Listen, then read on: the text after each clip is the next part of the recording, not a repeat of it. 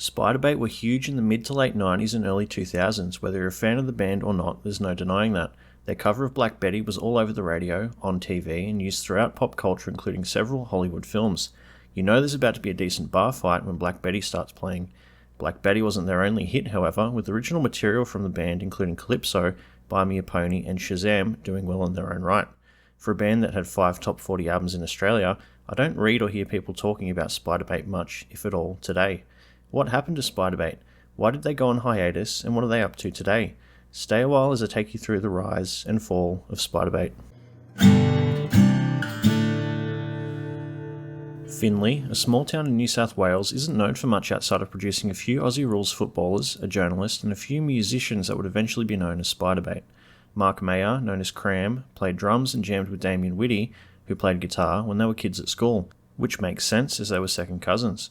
Cram and Whitty joined up with Janet English in 1989. Cram taught Janet how to play bass, with the trio jamming whenever they could, including barns and sheds, admitting that they were shithouse to begin with. As the band were building up their musical chops, they played at a couple of parties under the name Candy Spuds, before abandoning that quickly and moving to Spider Baby.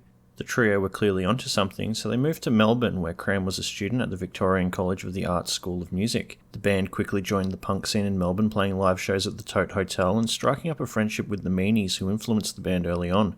This turned out to be the trio's first big break, with the Meanies assisting the band with signing to AU Go-Go Records and lining up live shows. Unfortunately, Spider Baby was already taken, so they switched to Spiderbait. A far better name in my opinion. Spiderbait released their first official song, titled Circle K, 1 year after moving in 1991. 1 year later in 1992, the band put out their first EP in January of 1992, with the songs resembling hardcore punk. The EP was titled Patang, Yang, Kipper, Bang, with an EP under their belts, they were ready to tour. Later in 1992, Spiderbait scored a support slot for the Rollins Band and Beastie Boys when they toured Australia. With the band building up a following and signed to a record label, a debut album was imminent. Shasha Vaglava was released the very next year in 1993, with the EP tacked onto the end of it. The album was produced by the band and recorded through 1991 and 1992 across Stable Sound and Atlantis Studios. David Colin of AllMusic scored the album a 4, with Head Heritage scoring it favourable. The song Run was released as a single in March of 1994, followed by a second single titled Jesus. Soon after, the trio scored another major support slot, this time supporting the legendary Primus. By 1995, the band had outgrown their current record label, moving on to Polydor Records, who had worked with the likes of Powderfinger previously. Between touring, the band were writing their follow-up to their debut. In October of 1995, Spiderbait released the unfinished Spanish Galleon of Finley Lake. This was the band's first major successful release under Polydor, coming in at 14 on the Australian charts. Triple J supported the band by playing Monty and Jesus over the airwaves extensively prior to the release. The album was recorded between Birdland Studios in Melbourne, ABC Studios in Sydney, and Rocking Horse Studios in Byron Bay, and was produced by Spiderbait. Some critics had nice things to say about it, including the Canberra Times, who said, "The music is inventive and quite melodic, but, be warned, what seems like a nice musical jaunt at first can turn into a thrashing, speaker-blowing experience without the slightest warning." AllMusic were less kind, stating, "With their buzzing guitars and the strange vocals of lead singer Cram, Spiderbait were a kind of hybrid of the rawer moments of the Pixies and the Muffs, but less melodic than either of those two." The album helped the band gain some recognition at the ARIAs, receiving nods for Best Alternative Release and Best Cover Art for English and George Stadjusek. With 2 albums down and another tour cycle completed, including their first tour of North America, Spiderbait hit the studio again to record album number 3, titled Ivy and the Big Apples. The album was produced by Spiderbait again, but this time with the help of Phil McKellar, who had produced for Silverchair on their song Tomorrow previously, and would go on to produce Grinspoon's best album, Guide to Better Living. Paul McKercher also assisted with production, previously producing for UMI and Cold Chisel. The album was recorded between March and August of 1996 between Studios 301 in Sydney and Rocking Horse in Currabell. Ivy and the Big Apples was released on the 14th of October 1996. To say that this album was a success would be an understatement. Buy Me a Pony, released as a single 1 month prior, eventually taking out the top spot on Triple J's Hottest 100, being the first Aussie band to come in at the top. Calypso, the third single released, charted at number 13 on the Australian singles chart. The multi-platinum album went on to sell more than 250,000 copies over its lifespan, peaking at number 3 on the ARIAs. Critics were also fond of the album, with AllMusic scoring it a 4 out of 5. An enormous success for a band in their 7th year of playing together.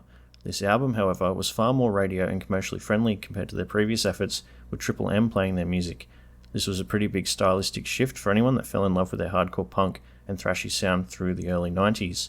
In 1997, the album won Spiderbait their first ARIA for Best Alternative Release, with Savage Garden cleaning up the rest of the awards in that year. What a year for Australian music. Rolling Stone called this the 72nd greatest Australian album in 2021. Shortly after, in early 1998, the trio spent some time apart working on side projects. English formed a band called Happy Land with boyfriend at the time Quan Yeomans of Regurgitator. They released their only album titled Welcome to Happy Land on Polydor later in the year in September. This side project wouldn't last, with the project and the couple ending in the year 2000. At the same time, Cram and Richie Lewis from Tumbleweed created Hot Rollers, named after their mother's professions as hairdressers. Hot Rollers also released a single in July of 1998 through Polydor as well. The project ended shortly after. After spending time on side projects, the trio grouped up again in June of 1998 to record album number 4. Shazam was the lead single off this album, releasing in March of 1999, one of my favourite songs by the band. 1 month later, Grand Slam released on the 12th of April 1999, recorded between Q Studios and 301 Studios. The album released under Polydor again, with production handled entirely by Paul McKershaw. The album, despite many songs being heavily produced pop and a mix of alt-rock, was another success, coming in at 10 on the ARIA charts. The album was certified gold in Australia, shifting approximately 35,000 units. Critics enjoyed the album, scoring 4 out of 5 or favourable. The band received 5 nominations at the ARIAs for their efforts, with songs such as Shazam featuring in the show Sex and the City. Another album, another supporting tour, and more writing followed after Grand Slam, with the band coming up with The Flight of Wally Funk as album number 5. The album was produced by Magoo, released under the Universal Australia label, and recorded mostly at Whitty's house and various studios around Australia. The Flight of Wally Funk released on the 1st of October 2001, peaking at 34 on the ARIAs. This one wasn't as successful as the last couple, with a mix of alt-rock, pop, and dance-infused songs. 4 on the Floor is one of the better tracks off this album. More touring followed to support the release for the next couple years. Tonight Alright, the band's 6th album, had started to take shape at Whitty's house in early 2003 prior to being recorded and produced in Weed, California by renowned producer Sylvia Massey. Massey had previously produced for R.E.M. and the Red Hot Chili Peppers. The lead single off the album and the band's most popular song, albeit a cover, released in early March of 2004. Black Betty reached the number 1 spot on the ARIAs by May and stayed there for multiple weeks after a journey 10 weeks working its way up the charts. Black Betty went double platinum, selling more than 140,000 copies, even charting in the top 40 in the US. The song has appeared throughout pop culture in movies such as Without a Paddle and in video games, including Need for Speed Underground 2. Tonight Alright released on the 28th of March 2004 under Universal and charted at 14 on the ARIAs, scoring upwards of 3 out of 5 with critics. The album went gold in Australia with more than 35,000 units sold. The second single off the album, Fucking Awesome, landed in the top 30 in June of the same year. The album was nominated for Best Rock Album at the ARIAs in 2004 and set the band off on a world tour in support of it, including the US and the UK, and back at home in support of the Hoodoo Gurus. 2005 would be the last year that the band were properly active for quite a while. Later on in the year, in September, Spiderbait released their greatest hits, which charted at number 6 down under.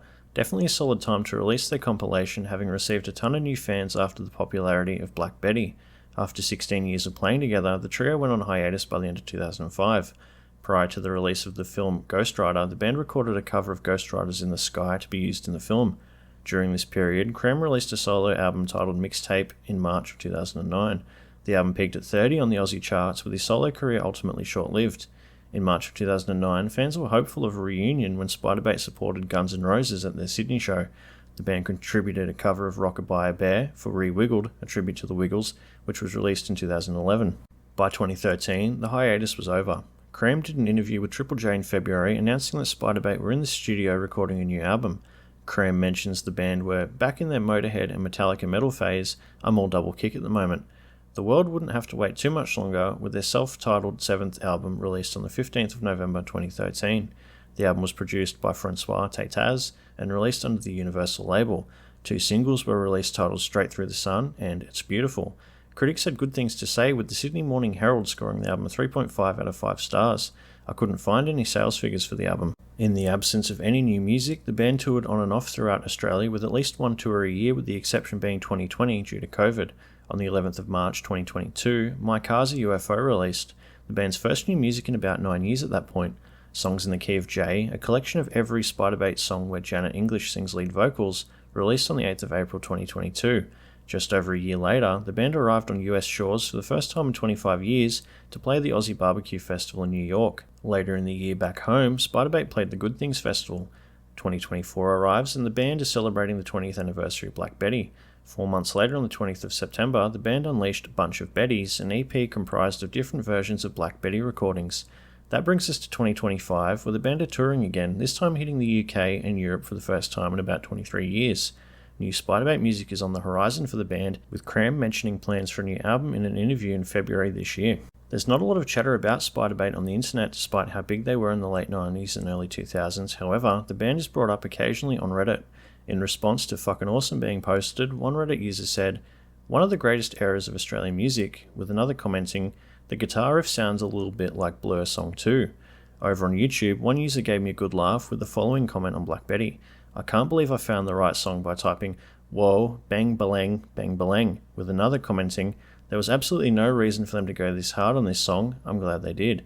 Over on the Calypso video, users are commenting, "Some of the best Aussie music came out during the 90s, I couldn't agree more," with another commenting, "I don't understand the title of the song, I don't understand the video clip, I don't really know what is going on, but it's 1997 and everything is awesome, so it must be fine."